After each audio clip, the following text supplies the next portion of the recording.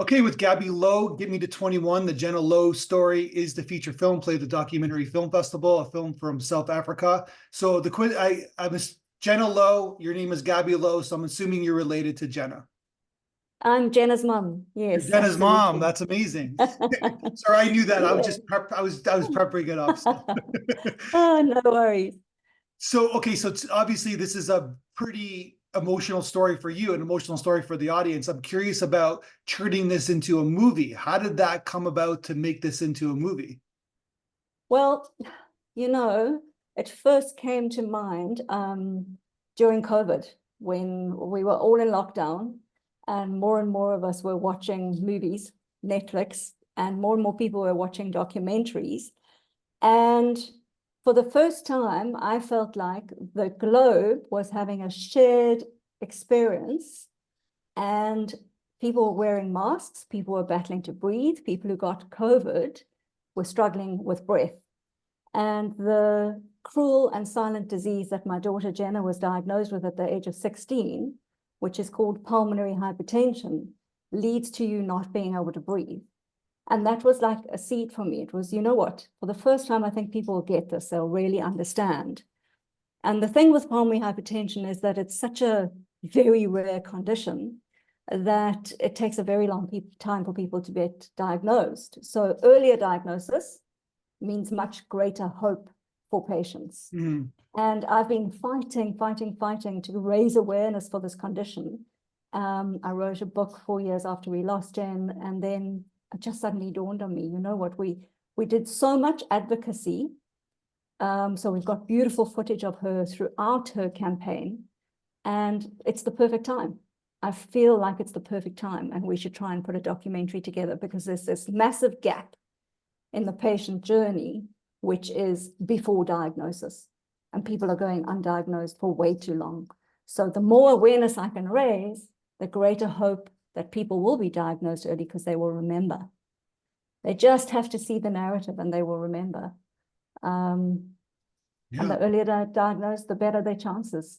So you're trying to save your daughter, and you're busy, you're doing all these things, and you're also an advocate for her disease, and you made this film.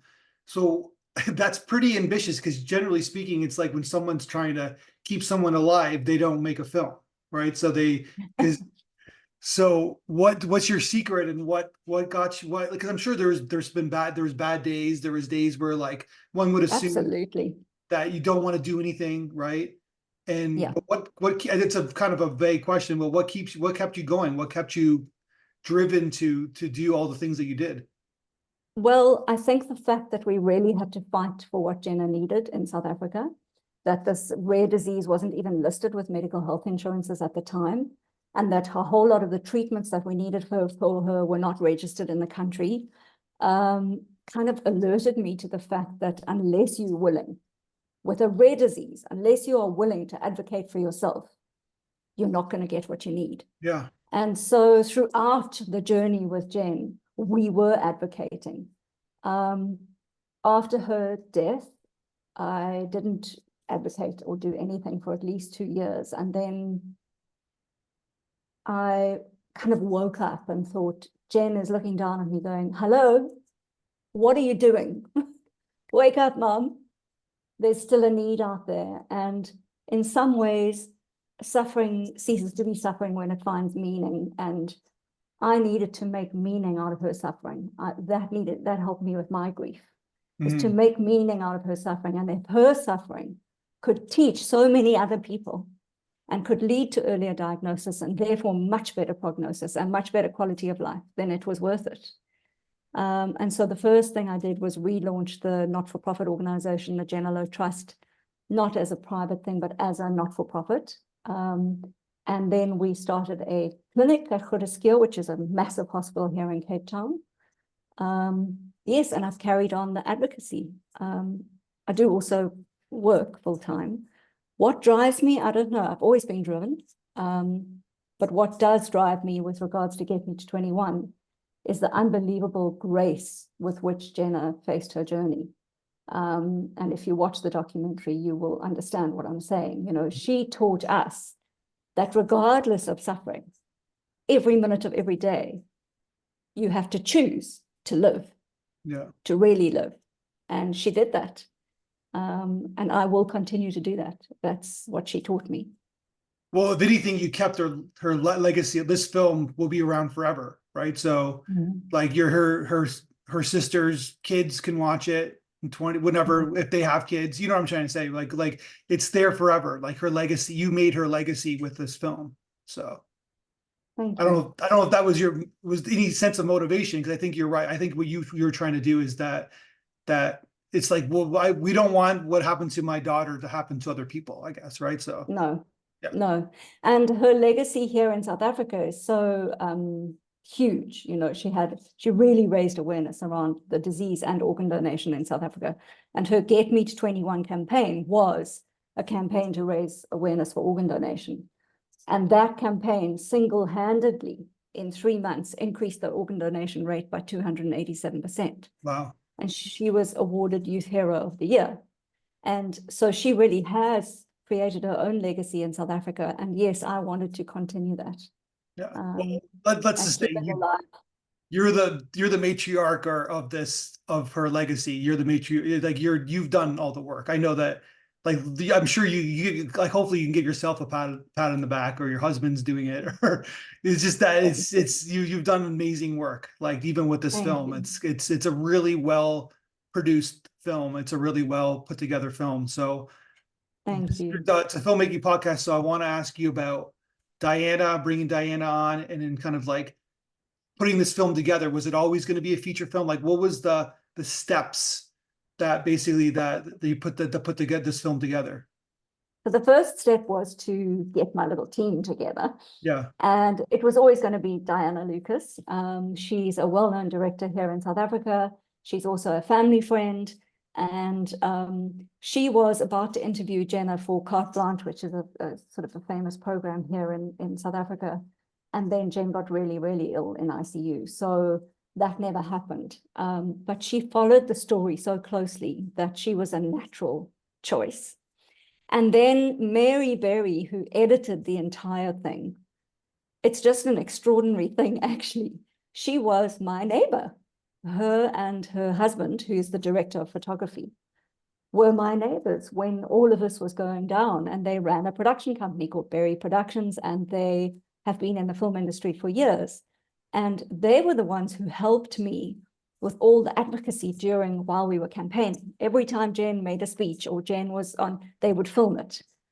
And so we had this whole basket of footage, which I never thought I would do anything with at the time. We were using it to raise awareness, right? But as the seed sort of dawned on me, and I thought, you know what, we really have to do this, they were the obvious choice. And that's really the team. It's minute. It's the director of photography, Stephen, Mary, the editor, and Di as the director, and myself as the executive producer, having never done film before. All three of them, of course, well-versed in film, but not me.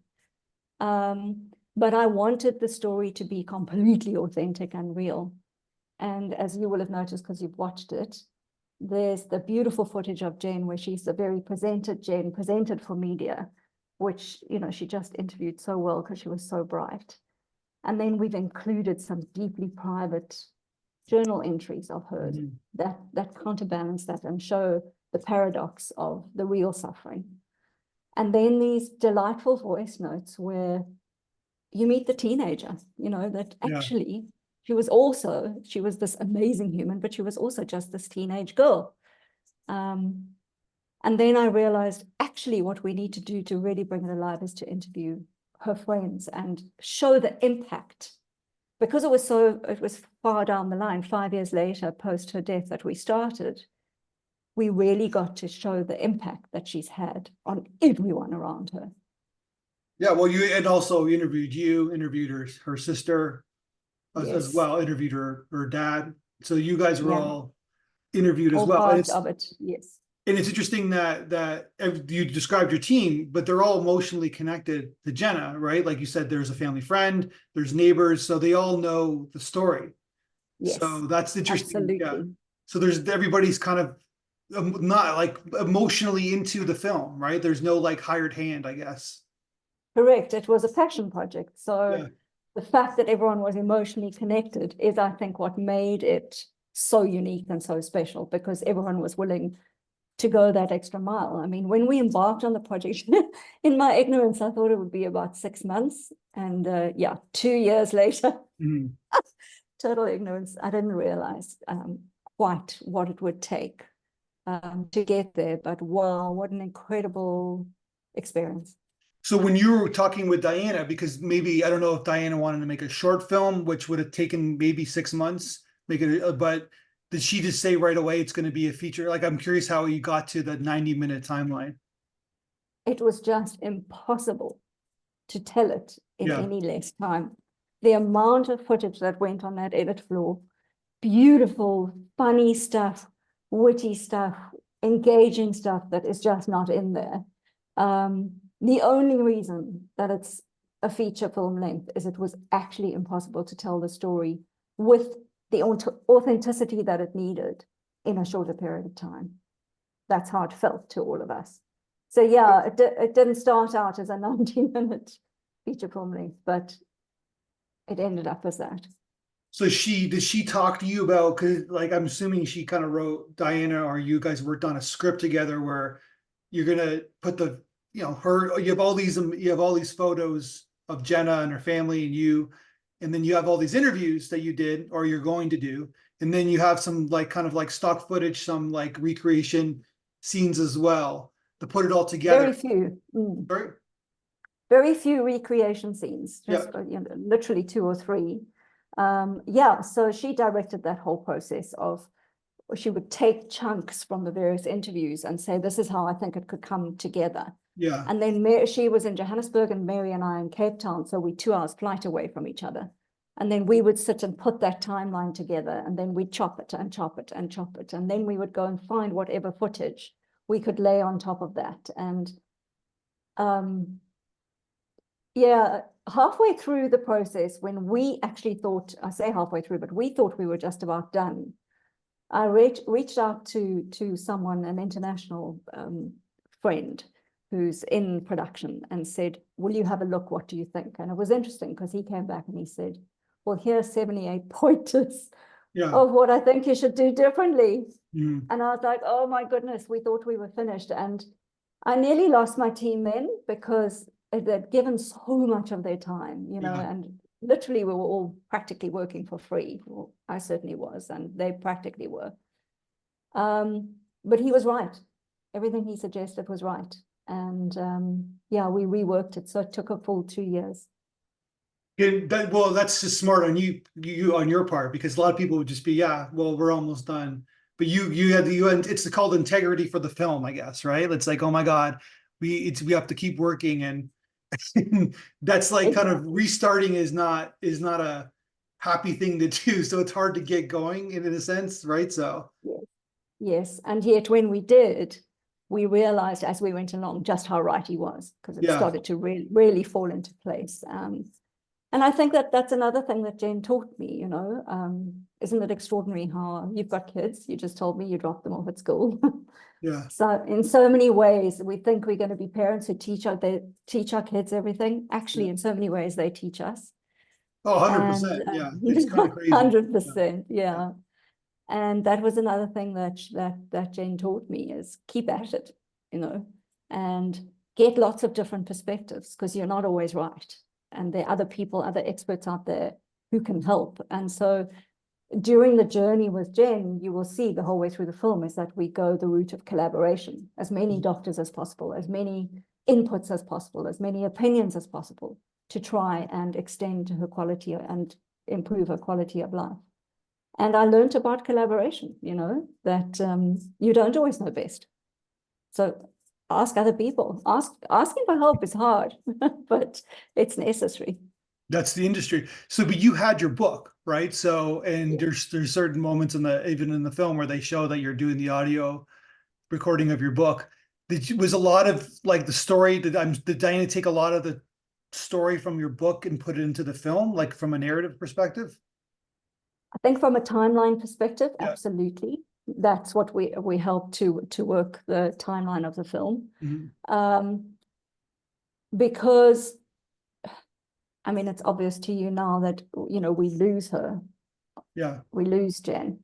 But for the viewer, Yeah. People don't know that, right? Like they when they're don't know watching. that. Yeah. And for the reader, when I wrote the book, until it actually happened, they didn't know that. But when we first finished the movie, we had assumed that people knew. And this guy who helped us was like, you've got to take us on the same journey you went on, timeline wise. So yes, the book was a real kind of structure and holding for that, and gave us those lovely, wherever there were pieces that were needed to put it together that hadn't been said by someone else in an interview, we could take it from the book, the audio reading, to fill in the story timeline. Yeah. So that was really useful. Yeah, 100%. And you're a good, like a lot of people can't do it, like do voiceover, but you're a good voiceover recorder. It's not easy. It's Well, not an easy job. I'm sure you learned that when you were doing the audio recording of the novel. I sure did. And it's it's autobiography, not a novel. I wish it Sorry, was a novel. yeah, sorry, I apologize. Yeah. No, not at all. It's just funny because I would far rather it was a novel, obviously. Yeah, I think that because it's my story and I wrote it, it felt easier. It's not actually a voiceover. It's actually my voice the whole way through the book. It really is my voice. I wrote it. I didn't have a co-writer or a ghostwriter. So it really came from the heart. So the reading of it wasn't that hard. What was hard was emotionally, it was difficult. Very, very difficult. Yeah. Reliving it emotionally when writing the book and reliving it when making the film was hard, very hard. I can't even imagine. Like, so, but that's what I meant about even when I was saying at the beginning, it's like, what kept you going? This is not an easy thing to do. Like, it's not, it's just like, and hopefully from a therapeutic level, you'll never obviously get over her death, like obviously, but I'm saying like, but I guess you have to keep moving forward, which is easier said than done. 100%. And I think that what you just said is really important, that word therapeutic, because with trauma and grief, and we had both, there's grief around loss, but we also had enormous levels of trauma leading up to her loss. And what I've discovered over the last 9 years is that the only way to put down and heal some trauma is to relive it and to go through it and to process it. You have to process it in order to be able to put it down. So as painful as the writing of the book and as painful as the making of the documentary have been, I genuinely believe they have helped to speed up my healing. I don't want you can't fully speak for your daughter and your husband, but what did it help them as well? One would assume. I can't fully speak for them, but I can say to you that they were both 100% behind this. Christy, Jenna's younger sister, my younger daughter, who is now 26, wow, has just absolutely grown into the most powerful, empathetic, unbelievable young woman.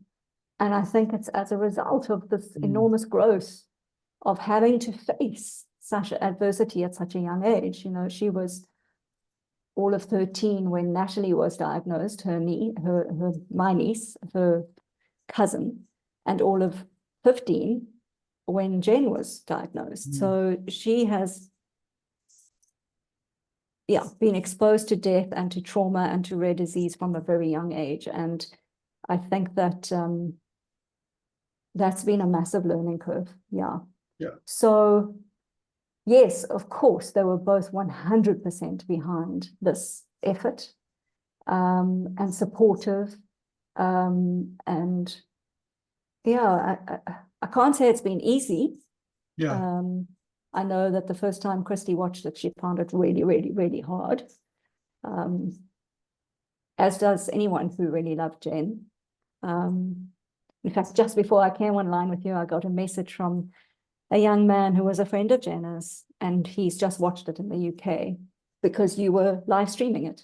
Oh, great. And so, we had a lot of people all over the world say, at last I get a chance to watch it. So thank you so much for that. Literally, I've had people in the Netherlands, the UK, Australia, Europe and America watch it as a result of your live streaming the docu. thank So you. I'm really, really grateful for that. And anyway, just before I came on with you, he messaged me and he said, I actually just, I wept from 5 minutes in, but I cannot believe the courage and the hope and the inspiration that I felt at the same time. And he said, and that was Jen. So I'm just glad that we that we really managed to capture that. And I don't think that watching it as a viewer, I mean, you tell me, because you watched it not knowing the story, but I don't think that it's just about rare disease and advocacy. No, of It's course not. not. It's so many lessons and learnings around life, and that life is, you know, can be hard, and yet we get to choose. We get to choose how we respond to that. Yeah, well, you just talked about your daughter, and like I'm sure she learned, it's a cliche to say, but to live every day, don't take it for granted, right? So of what she's experienced, so that I'm sure that has driven her in a certain regard, that emotionally, spiritually, you know, intellectually, this is her in her formative years at that, like what she learned growing up, right? So yeah, absolutely. I must admit that initially after Jane passed, Christy had a massive depression. sure, yeah, Massive. And so it took a while for her to work through that, and then to start to come out the other side like a butterfly, you know, coming out of this hell of a thing. Yeah. Well, you have to go through it. Like, that's the thing, right? Like, people like stay strong and keep going, but no, you gotta roll up into a ball and for a while, and right. So that's one of the lessons, isn't it, in the docu as well, from Jen. If you don't allow yourself to feel the pain, to really sit with it, to be with it, then you won't ever feel any joy, because you can't selectively numb emotion, you know. So you either feel or you don't feel, and you can shut down and armor up against difficulty, in which case good luck to you, because it's going to come back and take you out at the knees.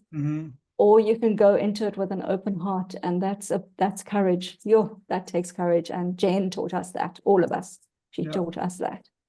No, like you said, there's a lot of themes in your film, but that's one of the themes in a lot of ways where, it's like I was taught, I'm old enough to be taught that we're like, oh, this happened to whatever, and you're like, try to stay strong, like go to school, and then, but that was just so unhealthy, right? Because as you just said, that's all going to come back, and it comes back stronger, and it hurts a lot more.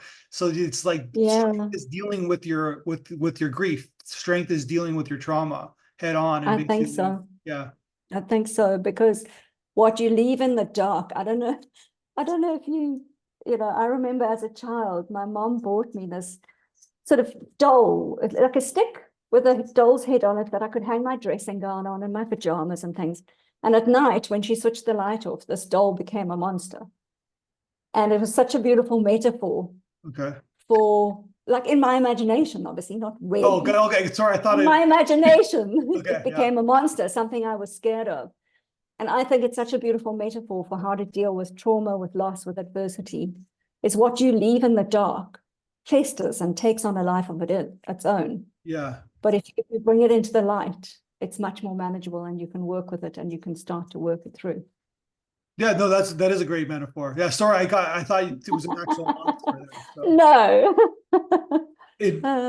I've been a couple more questions. One of the key interviews was the doctor that you got in the film. I'm curious how, like, was that hard to get him to talk about? Not at all. Every single doctor who ever worked with Jenna will step up and talk at any moment in time. That's the impact that she had on them. So Professor David Badesh from UC Denver, Colorado, he was like, anytime you need anything from me, I'm there. And he's been back to South Africa numerous times to help the pulmonary hypertension community. And her doctor, Paul Williams, I mean, he flew down specially for the interview, and as painful as it was for him, and you can see how much he loved her, and as difficult as the journey was, 6 months in ICU, he is always willing to speak about her, always. And he attributes much of the change now in South Africa around pulmonary hypertension. There's been massive change to Jen. he attributes it to her directly. And yeah, it's just, yeah, it's a really great story. And just from a, like you kind of alluded before, and then from a narrative perspective, when I watched the film for the first time, I thought she was gonna live, right? So, and it was shocking that like the way you guys did the narrative that way, where it's like you wanted people to cry, I guess, right? So, and I think they did. So, like I'm almost crying right now, as you can see. As you know, it's not so much I wanted them to cry as I wanted them to experience it the way we No, experienced it. yeah. We also thought she was going to live, and so did she. And that was the thing that was so hard, is she never gave up. She didn't want to die. She never stopped fighting. Yeah, it's just but you kind of, I don't know if you're a spiritualist, I don't know what your ideology is, but you kind of said that mom kind of like, she kind of talked to you in a sense, where like, mom, do this. And so, do you believe that she can see what you've done, what you've accomplished, what you kept I mean, maybe people will laugh at me, I don't know, but I believe more than that. I believe she's up there pulling some strings and making you watch the docu and interview me. I think she's pulling some strings and making sure that it goes the way it should, that it makes a difference for other people. Are you, so basically she's still there then? That's the thing. That's what it basically. She lives in me all the time, every minute of the day. She lives in Stuart. She lives in Christy. She lives on inside all of us who loved her. And yeah, I feel like she's always with me, always. So I want to also bring up the Jenna Lowe Trust, JennaLoweTrust.org. People can donate the are you going to put the film eventually on the website? Like, what is your idea? You want to get a distribution deal? Like, we're just talking, I'm just curious what you want to have happen. So I have a distribution deal in Africa. Okay. So I can't put the film on my website, but it is available here and throughout Africa. People can watch it on DSTV and on Showmax. Okay. But I do desperately want international distribution deals. I kept all my international rights. So I just feel that the further and wider we can get this movie, the bigger impact it's going to have on people's lives and change the future for other people. So that's my next step. I don't really know where to start, but then I didn't really know where to start with becoming a momcologist, as they call it, and becoming an advocate. I didn't really know where to start when writing a book, and I didn't really know where to start when making a movie. So I'll just start, I think. And I really, really want to get some kind of an international deal, because also monies from that will go to the clinic here, the hospital here that we've set up for patients. So it's all nonprofit. Basically, everything's going to be donated to the. Not the whole lot will be donated. Some we share between Stephen Mary, director, and myself, and the Jenna Lowe Trust. Gotcha. Yeah, so it's a shared thing across all 4 entities. I got a stupid question to ask. On the website, it says donate R100, R500, R1000. What is that? What is that in US funds? Oh, that's rands. And yeah, that's a very good point, actually. Thank you for that. I'm going to go on and change it. 100 rand is probably $1 US less. Okay. So R100 rand is $1. You could donate less. $1. Yeah. Anybody can donate $1. It will make a big difference to us. Yeah. So by that math, 1,000 R is $10 then. Yes. Okay. And it'll make a huge difference to us. Anybody who donates $10 will be putting 1,000 rand toward the clinic, which, because of the exchange rate, it's so much more here. It'll make a big difference to the lives of patients. And the patients who come to the clinic at Christie are all state patients. They're not private medical patients. They don't have money. They don't have funds. And we use the funds to buy oxygen machines, to buy mobility scooters, to ensure that they get the treatments that they need. So your daughter is like, you got obviously the footage, some footage in the film. She had some game, meaning that there was a certain emotional intelligence that she had. Even the way she spoke, like there was that one scene where she's speaking to the crowd. She you want to listen to her, if that makes sense. There's a gift that she had. She had a gift. And It's interesting because both my girls have that. They yeah, have this charisma and ability to say what they want to say in a way that people stop and listen. yeah. And Christy now has really found her voice. I think when she was younger, she was quite in awe of her sister and her sister's ability. And now she's really found her voice, and not just her speaking voice, but her singing voice in the most extraordinary way. Yeah. Which is a huge relief, because after Jane died, Christy stopped singing for 5 years. So it's such a joy that she's singing again. Yeah.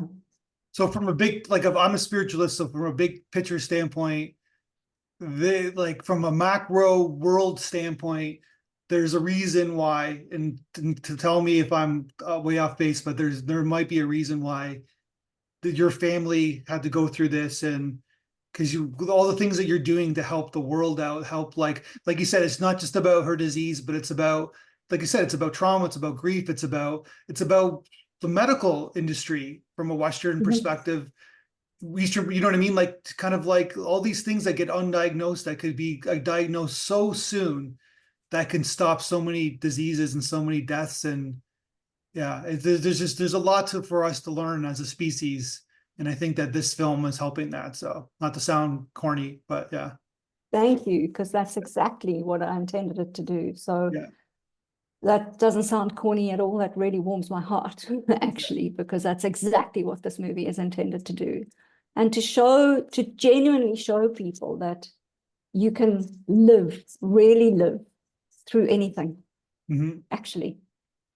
But listen, you're an amazing person, and we've never met personally. I've only corresponded through text and now, but like I said, you're the strength that you had to do all these things, and not many people are able to do that, especially when they lose a child. Like, I can't even imagine.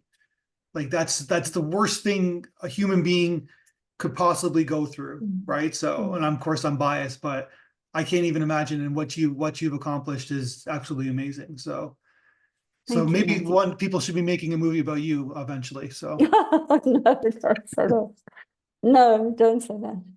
I do think, though, one of my dreams is that I think it would make an unbelievable feature movie. Oh, 100%. I would, yeah. Can you imagine? Yeah. Film. Yeah. Yeah, it really would. It would make an extraordinary movie. But anyway, But it's got a not like I said, you can, like, I was gonna say sad ending, but not like, you can flip it around. Basically, it's got an emotional ending, but it's got a profound ending as well. So yes, 100%, absolutely, and that's life, right? That's what I learned, is that the brutal and the beautiful live side by side. You don't get the one without the other, and our lives have continued like that. Literally, the brutal and the beautiful don't live, they live side by side. You don't get the one without the other. And that's my ideology. It's laughter, sadness, love, hates. They're all kind of connected, right? The life of paradox, right? Yeah. We live a life of paradox. And if you can hold both this and that, yeah, then you can cope. If you expect, which I did in my youth, things to be a certain way, you are going to be disappointed. Yeah. Guaranteed. Yeah. Guaranteed. Life never turns out the way you want it to. So no. So learn to deal with reality, your current reality. Actually learn to face it down. And I think that's a huge learning. And nobody gets away unscathed. Life is sad, but life could be happy as well. But life is sad. It's both. It's both. But nobody gets away from sadness. Sadness will always come. Of course not. At the very least, you'll lose your parents. Yeah. There's no life without death. There's no life without sadness. There's no happiness without sadness. Yeah. On that note, thank you very much for your time. I really appreciate it. Let's talk again. Maybe if you make another film or whatever, we're always here. And we'll put a link on your website. Maybe people can donate. Thank you. And I appreciate your time. Thank you so much, Matthew, and you. Thanks for everything you guys have done. Thank you.